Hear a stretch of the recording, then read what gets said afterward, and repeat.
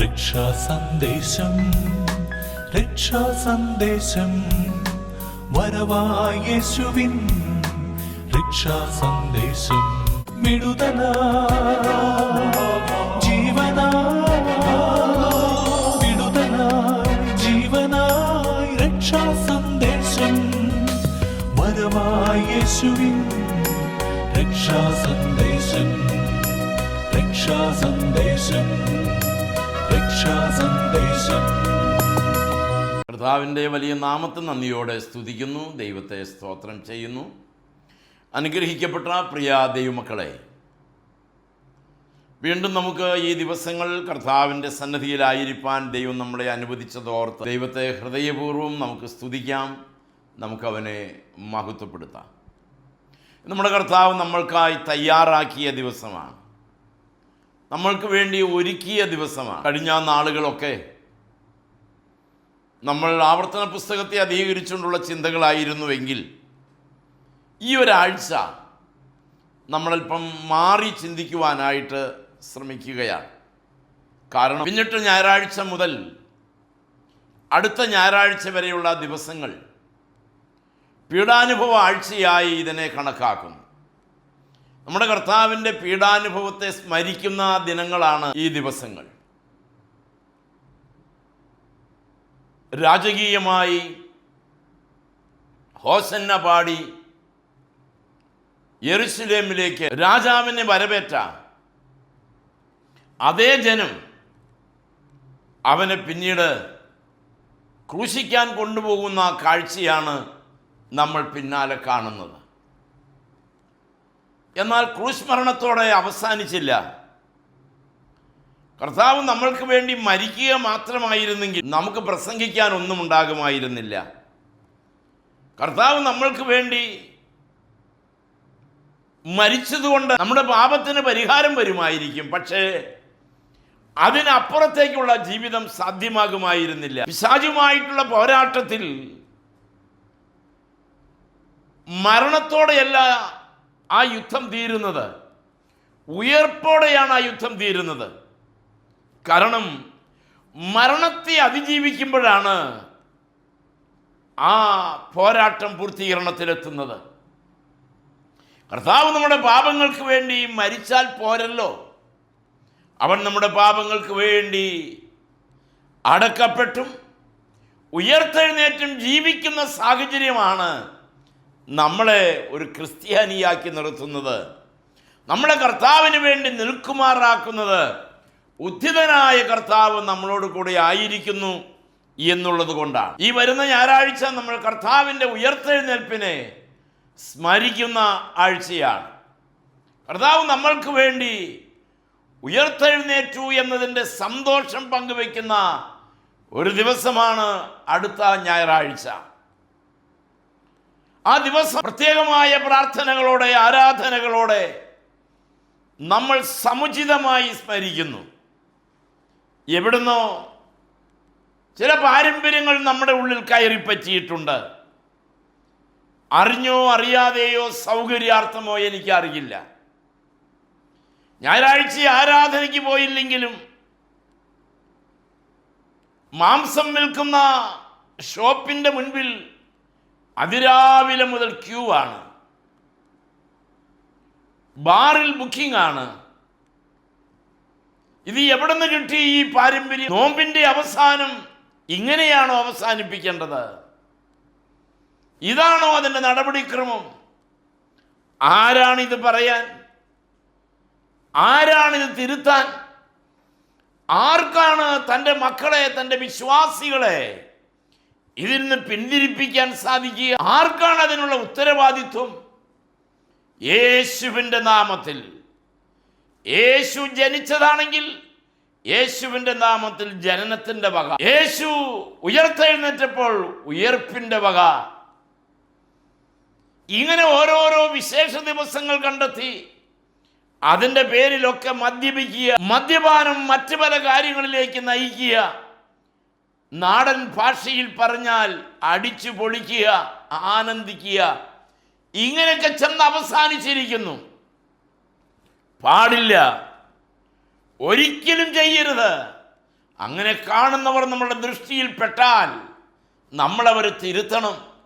നമ്മുടെ ഭവനത്തിൽ മദ്യത്തിനൊന്നും സ്ഥാനമില്ലെന്ന് നമ്മൾ ഉറപ്പാക്കണം.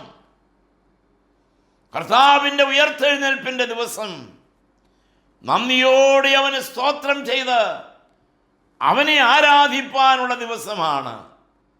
അവൻ്റെ ഉയർപ്പിൽ പങ്കാളികളാകേണ്ടത് അങ്ങനെയാണ്. നമ്മൾ സ്നാനം സ്വീകരിച്ചപ്പോൾ സ്നാനത്തിലൂടെ സംഭവിച്ച ഒരു പ്രഖ്യാപനമുണ്ട്. ഞാൻ എൻ്റെ കർത്താവിനോടുകൂടെ മരിച്ചു, എൻ്റെ കർത്താവിനോടുകൂടെ അടക്കപ്പെട്ടു, എൻ്റെ കർത്താവ് ഉയർത്തെഴുന്നേറ്റപ്പോൾ അവനോടുകൂടെ ഉയർത്തെഴുന്നേറ്റിരിക്കുന്നു. ഇനി ജീവിക്കുന്നത് ഞാൻ തനിച്ചല്ല, ഞാൻ എൻ്റെ കർത്താവിനോടുകൂടെ ജീവിക്കുന്നു. ഇതാണ് സ്നാനത്തിൻ്റെ മാതൃക, അല്ലെങ്കിൽ സ്നാനത്തിൻ്റെ ആവശ്യകത. അതല്ലെങ്കിൽ സ്നാനത്തിൽ സംഭവിക്കുന്ന കാര്യങ്ങൾ ഇതാണ്. കാരണം നമ്മുടെ കർത്താവ് ഉയർത്തെഴുന്നേറ്റിരിക്കുന്നു.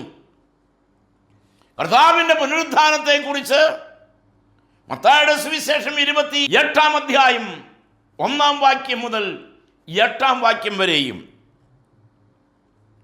മർക്കോസിന്റെ സുവിശേഷം 16-ാം അധ്യായം 1-ാം വാക്യം മുതൽ 8-ാം വാക്യം വരെയും, ലൂക്കോസിന്റെ സുവിശേഷം 24-ാം അധ്യായം 1-ാം വാക്യം മുതൽ 12-ാം വാക്യം വരെയും, യോഹന്നാന്റെ സുവിശേഷം 20-ാമത്തെ അധ്യായം 1 മുതൽ 18 വരെയും രേഖപ്പെടുത്തിയിട്ടുണ്ട്. യേശുവിൻ്റെ പുനരുത്ഥാനത്തിൻ്റെ വിശദ വിവരങ്ങൾ എഴുത്തുകാർ പൂർണ്ണമായി നമുക്ക് നൽകിയിട്ടില്ല. പുനരുത്ഥാനത്തോട് ബന്ധപ്പെട്ട് ഒരു ദൂതൻ്റെയും 2 സ്ത്രീകളുടെയും കാവൽക്കാരുടെയും 11 ശിഷ്യന്മാരുടെയും സാക്ഷ്യം മത്തായിയുടെ സുവിശേഷത്തിൽ രേഖപ്പെടുത്തിയിട്ടുണ്ട്. അവൻ്റെ ഉയർത്തെഴുന്നേൽപ്പിനെ സംബന്ധിക്കുന്ന സാക്ഷ്യമാണ് അത്. കല്ലറ കാണാൻ ചെന്നവരുടെ വിവരം മത്തായി എഴുതുമ്പോൾ 2 മറിയയുടെ കാര്യം മർക്കോസ് 16-ൽ, ഇവരുടെ കൂടെ ശലോമയുടെ കാര്യവും ലൂക്കോസ് 24-ന്റെ 10 മുതൽ ഹെരോദീവിൻ്റെ കാര്യവിചാരകനായ കൂസയുടെ ഭാര്യ യോഹന്നയുടെ കാര്യമൊക്കെ രേഖപ്പെടുത്തി വച്ചിട്ടുണ്ട്. ഇതിൽ നിന്നെല്ലാം നമുക്ക് മനസ്സിലാക്കാൻ കഴിയുന്നത് കർത്താവിൻ്റെ ഉയർത്തെഴുന്നേൽപ്പ് സാക്ഷികളുടെ മൊഴികളാൽ തീരുമാനിക്കപ്പെട്ട വസ്തുതയാണ്. എന്താണ് ഉയർത്തെഴുന്നേൽപ്പിൽ സംഭവിച്ചത് നമുക്ക് നോക്കണം.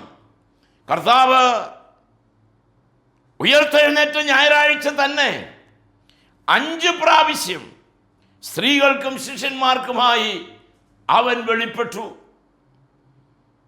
കൂടാതെ ഉയർത്തെഴുന്നേറ്റ കർത്താവ് സ്വർഗാരോഹണം ചെയ്യുന്നത് വരെ എല്ലാ ദിവസവും ശിഷ്യന്മാർക്ക് അവൻ പ്രത്യക്ഷനായിക്കൊണ്ടിരുന്നു. എല്ലാ ദിവസവും അവരെ കാണാൻ ഉദ്ധിതനായ കർത്താവ് കടന്നു ചെന്ന് അവരെ ഉറപ്പിക്കുമായിരുന്നു. സ്വർഗാരോഹണത്തിന് ശേഷം നേരിട്ട് പ്രത്യക്ഷപ്പെട്ടത് പൗലോസിന് ആയിരുന്നു. രേഖപ്പെടുത്താത്ത മറ്റ് ധാരാളം പ്രത്യക്ഷതകളുണ്ട്. ഈ വചനം കേൾക്കുന്ന നമ്മൾക്കൊക്കെ നമ്മുടെ കർത്താവിൻ്റെ പ്രത്യക്ഷതയുടെ ദർശനം ലഭിച്ചവരാണല്ലോ. ഉയർത്തെഴുന്നേറ്റ കർത്താവ് നമ്മളെ സ്പർശിച്ചത്, നമ്മെ തൊട്ടത്, നമ്മളോട് ഇടപെട്ടത്, നമ്മളോട് സംസാരിച്ചത്, അതൊക്കെയാണ് ഈ ശബ്ദത്തിൻ്റെ ശക്തി. എന്തുകൊണ്ട് നിങ്ങളുടെ മുൻപിൽ കഴിഞ്ഞ കാലം അത്രേ ഈ വചനം പ്രസംഗിച്ചു എന്ന് ചോദിച്ചാൽ ഒരു കാരണമേ ഉള്ളൂ. എൻ്റെ 17ാമത്തെ വയസ്സിൽ എൻ്റെ കർത്താവ് എനിക്ക് കൈ തന്നതാണ്. ആ കാലം മുതൽ ഈ പ്രായം വരെ 65ാമത്തെ വയസ്സ് വരെ ഉയർത്തെഴുന്നേറ്റ കർത്താവിൻ്റെ ആദ്യ ദർശനം മുതൽ ഇന്ന് വരെ മാറാത്ത കർത്താവ്. ഞാൻ പലപ്പോഴും മാറിപ്പോയി, പക്ഷെ എന്നോട് കൂടെ ഇരുന്നു. ആകയാൽ അവൻ്റെ ഉയർത്തെഴുന്നേൽപ്പിനെ കുറിച്ച് ഈ വർഷവും കൂടി പ്രസംഗിപ്പാൻ അവൻ അനുവദിച്ചല്ലോ എന്നോർത്ത് വലിയവനായ ദൈവത്തെ സ്തുതിക്കുന്നു. എന്താണ് ഉയർത്തെഴുന്നേൽപ്പിൽ സാധ്യമായി തീർന്നത്? നമുക്ക് ഒന്നൊന്നായി സമയം പോലെ ചിന്തിക്കാം. യോഹന്നാന്റെ സുവിശേഷം 20-ാം അധ്യായം 15-ാമത്തെ വാക്യം. യേശു അവളോട്, സ്ത്രീയെ, നീ കരയുന്നത് എന്ത്? Why are you crying? നീ എന്തിനാണ് കരയുന്നത്? എന്തുകൊണ്ട് കരയുന്നു? ഉയർത്തെഴുന്നേറ്റ കർത്താവിന് ഈ സന്ദേശം കേൾക്കുന്ന നമ്മളോടും ചോദിക്കാനുള്ള ചോദ്യം ഇതാണ്: നീ എന്തിനാണ് കരയുന്നത്? ഇങ്ങനെ ചോദിക്കാൻ നമുക്കൊരു ഉടമസ്ഥൻ ജീവിക്കുന്നു. നമുക്ക് വേണ്ടി മരിച്ച് അടക്കപ്പെട്ട് ഉയർത്തെഴുന്നേറ്റ സ്വർഗത്തിൽ മഹാപുരോഹിതനായി ശുശ്രൂഷ ചെയ്യുന്ന യേശു കർത്താവ് ഇന്നും നമ്മളോട് ചോദിക്കുന്ന ചോദ്യം, ഈ വചനം കേൾക്കുമ്പോൾ വ്യക്തിപരമായി ചോദിക്കുന്ന ചോദ്യം ഇതാണ്: നീ എന്തിനാണ് കരയുന്നത്? നീ അന്വേഷിക്കുന്ന ആ ഗുരുവിനെ നീ കണ്ടെത്തിയിരിക്കുന്നു. താൻ തന്നെ അവനെ വെളിപ്പെടുത്തി യേശു കർത്താവിനെ കണ്ടുമുട്ടുന്നത് പോരാത്ത കണ്ണുനീരിനെ മാറ്റാൻ, തീരാത്ത ദുഃഖത്തെ നീക്കാൻ, സങ്കടങ്ങളെ നീക്കാൻ മതിയായതാണ്. എന്താണ് കർത്താവിന്റെ ഉയർപ്പിന്റെ സന്ദേശം എന്ന് ചോദിച്ചാൽ, കരയുന്നവരുടെ കണ്ണുനീരിനെ അവൻ വടിച്ചു മാറ്റും. ലോകത്ത് വേറെ ആർക്കും കഴിയാത്തതാണിത്. യേശുവിന് മാത്രം കഴിയും നമ്മുടെ കണ്ണുനീരിനെ തുടച്ചു കളയാൻ. സങ്കടപ്പെടുന്നവരോട് അവൻ ചോദിക്കും, എന്തിനാണ് സങ്കടപ്പെടുന്നത്? കരയുന്നവരോട് അവൻ ചോദിക്കും, എന്തിനാണ് കരയുന്നത്? ഏതെങ്കിലും വിഷയത്തെ പ്രതി കരഞ്ഞു കലങ്ങിയ കണ്ണുമായി ഈ ദിവസങ്ങൾ മുന്നോട്ട് പോകുന്ന ആരെങ്കിലും ഈ വചനം കേൾക്കുന്നുവെങ്കിൽ സങ്കടപ്പെടാതെ, നിന്റെ കണ്ണുനീർ കാണുന്നവൻ തൊട്ടടുത്ത് നിൽപ്പുണ്ട്. ഉയർത്തെഴുന്നേറ്റ കർത്താവ് ദാ നിങ്ങളോട് ചേർന്ന് നിൽപ്പുണ്ട്, നിങ്ങളെ വ്യക്തിപരമായി അനുഗ്രഹിപ്പാൻ. രണ്ടാമത്, നമ്മൾ 20-ാം അധ്യായം അതിൻ്റെ 19-ാമത്തെ വാക്യത്തിൻ്റെ അവസാന ഭാഗം ഇങ്ങനെയാണ്: നിങ്ങൾക്ക് സമാധാനം.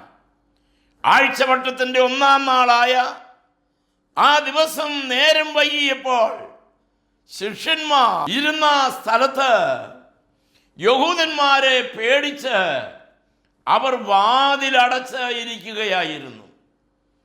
ഭയപ്പെട്ട്, സ്വസ്ഥത നഷ്ടപ്പെട്ട്, മുറിക്കകത്ത് വാതിലടച്ച് നിശബ്ദരായിരിക്കുമ്പോൾ അവരുടെ നടുവിലേക്ക് കർത്താവ് ഇറങ്ങിച്ചെന്നു.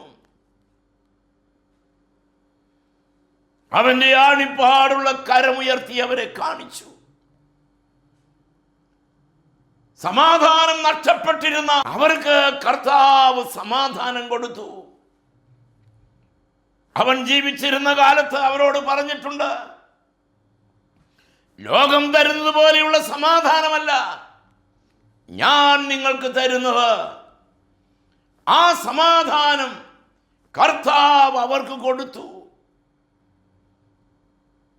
വചനം കേൾക്കുന്ന ദൈവമക്കളെ, ഏത് കാര്യത്തെ പ്രതിയാണ് ഭയപ്പെടുന്നത്?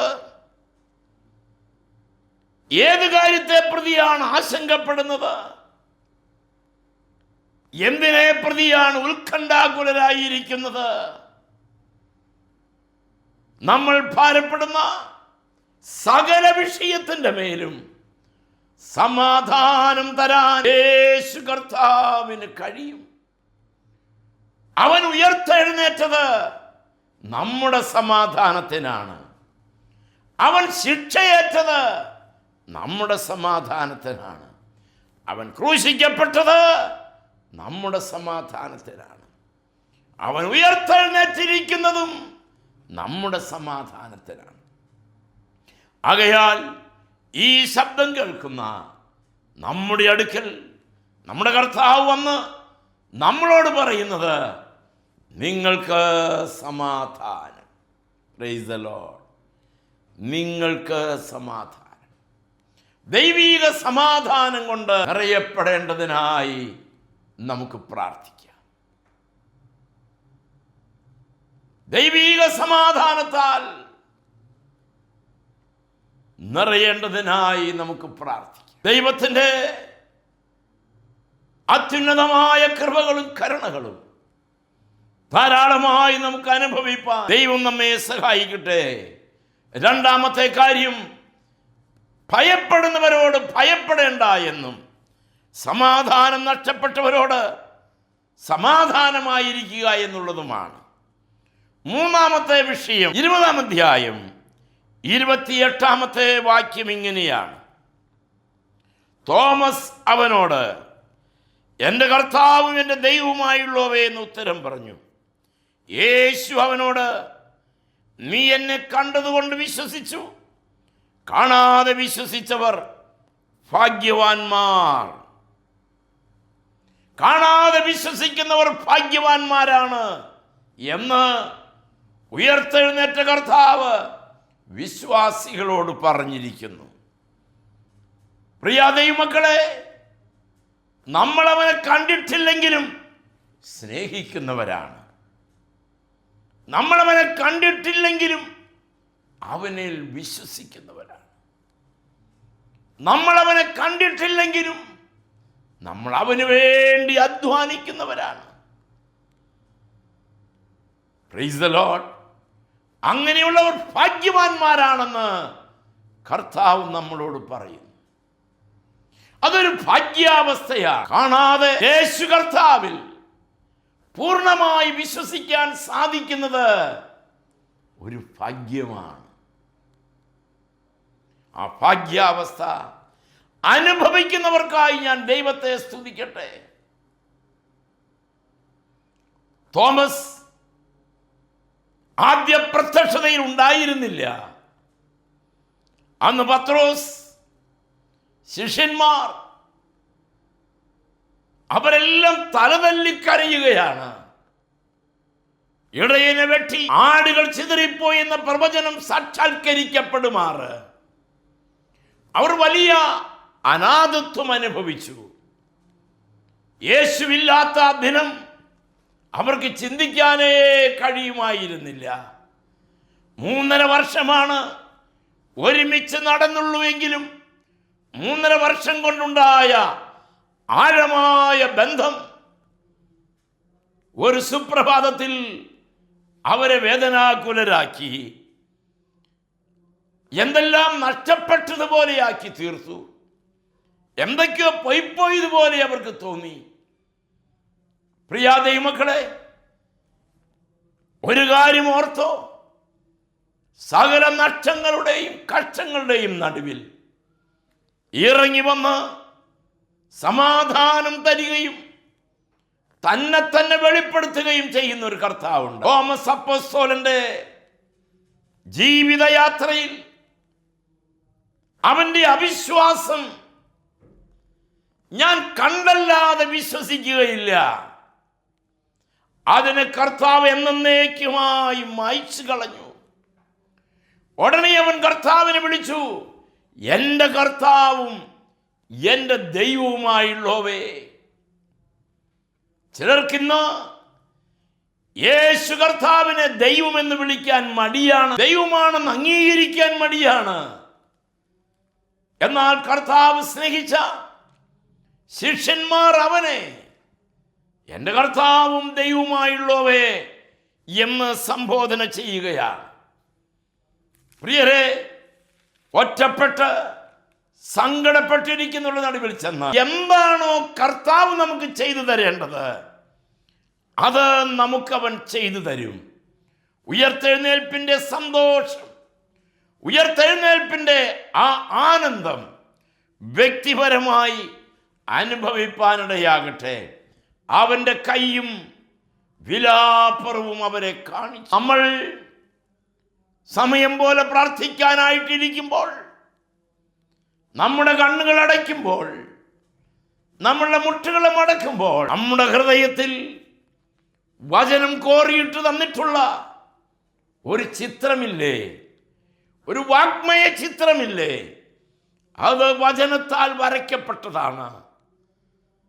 ആ വരയ്ക്കപ്പെട്ട ചിത്രത്തിൽ തുളയ്ക്കപ്പെട്ട കൈകളും തുളയ്ക്കപ്പെട്ട വിലാപും നമ്മളെ കാണിച്ചുകൊണ്ട് കർത്താവ് പറയുന്നു, കടന്നു പോകുന്ന ഏവരുമായുള്ളവരെ, ഇത് നിങ്ങൾക്ക് ഏതുമില്ലയോ?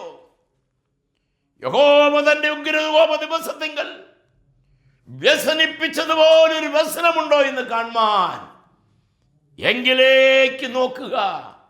വിലാപങ്ങളുടെ പുസ്തകം 1:12 വാക്യം.